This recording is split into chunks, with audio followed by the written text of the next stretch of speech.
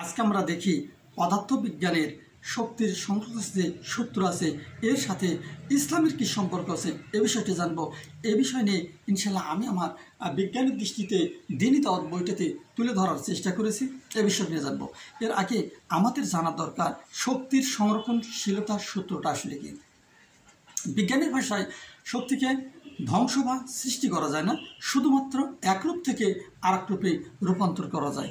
তার মানে পৃথিবীতে শক্তির পরিমাণ সুনির্দিষ্ট এবং এই সুনির্দিষ্ট শক্তি শুধুমাত্র এক রূপ থেকে আরেক রূপে পরিবর্তন করার ক্ষমতা আমাদের আছে।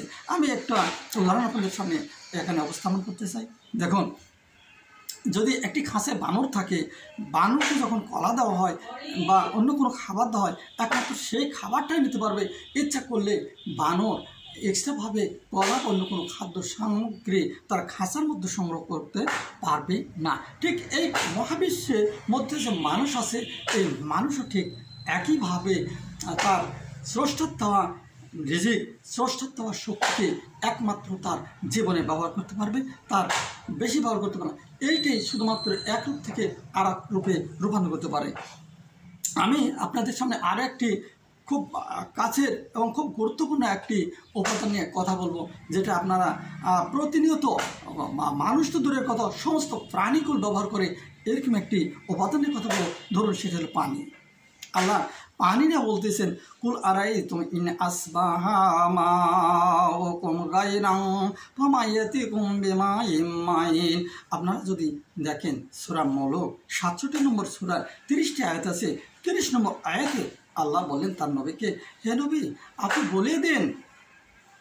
বলে দেন আচ্ছা, জমির যে পানির স্তর আছে এই স্তরটা যদি অদৃশ্য হয়ে যায়, এমন কে আছে এই স্তরটাকে আনয়ন করে দিতে পারে?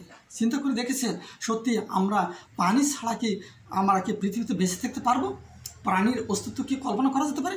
মোটেও যাবে না। তাই এই পানির উপরে আমরা ডিপেন্ডেবল। অথচ আমরা ইচ্ছা করলে যদি তার আমাদের মধ্য থেকে পানি যদি সরিয়ে নেন, আমাদের এই স্তরটা যদি নামা দেন, এমন পৃথিবীর সমস্ত মানুষ, শুধু মানুষ কেন, পৃথিবীর সমস্ত প্রাণীকুল যদি চেষ্টা করে এই পানির স্তরকে আনয়ন করতে পারবে? মোটেও পারবে না।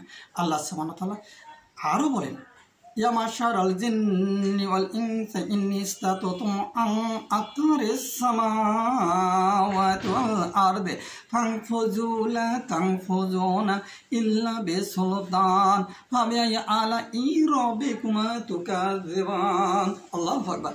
আপনারা সূরা আর রহমান দেখবেন 55 নম্বর সূরার 33 এবং 34 নম্বর আয়াতে কারিমা আল্লাহ সুবহানাহু ওয়া তাআলা সাবধান করে বলছেন, হে মানুষ এবং জিন।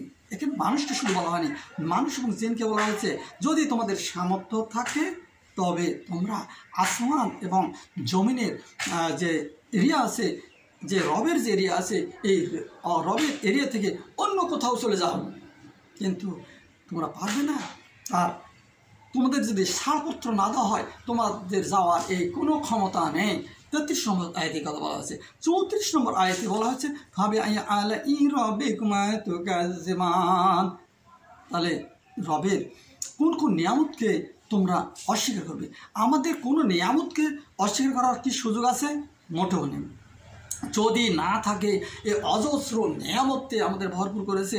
আর পৃথিবীতে অনেক বিজ্ঞানীর জন্ম হয়েছে, অনেক জ্ঞানীগুলির জন্ম হয়েছে, যারা এই শক্তির সংরক্ষণশীলতা সূত্রকে অতিক্রম করতে পারে না। যদি না পেরে থাকে, তাহলে আপনাকে ধরে নিতে হবে এই শক্তিকে ব্যবহার করার জন্য মহান আল্লাহ সুবহানাহু ওয়া তাআলা আপনাকে আমাকে দিয়েছেন, অর্থাৎ মানব জাতির জন্যই এই শক্তিকে দিয়েছেন সুনির্দিষ্ট করে, এবং আমাদের জীবন ব্যবস্থা করে দিয়েছেন সুনির্দিষ্ট করে, এবং সুনির্দিষ্ট সময়ের পরে আমাদের এই পৃথিবী ছেড়ে চলে যেতে হবে।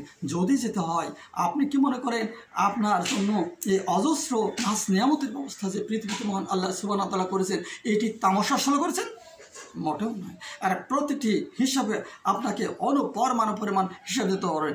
আপনার বাসার, আপনার দোকানের, আপনার প্রতিষ্ঠানের, আপনার নিরাপত্তার জন্য যদি আপনি সিসি ক্যামেরা ব্যবহার করতে পারেন, আর সিসি ক্যামেরার যদি তথ্য আপনি সংগ্রহ করে যদি আপনি নিরাপত্তা বোধ করতে পারেন যে রব মহান আল্লাহ সুবহানাহু ওয়া তাআলা আপনাকে আমাকে সৃষ্টি করেছেন, আর আমাদের জন্ম থেকে মৃত্যু পর্যন্ত হিসাব রাখতে পারা তা কি হয়?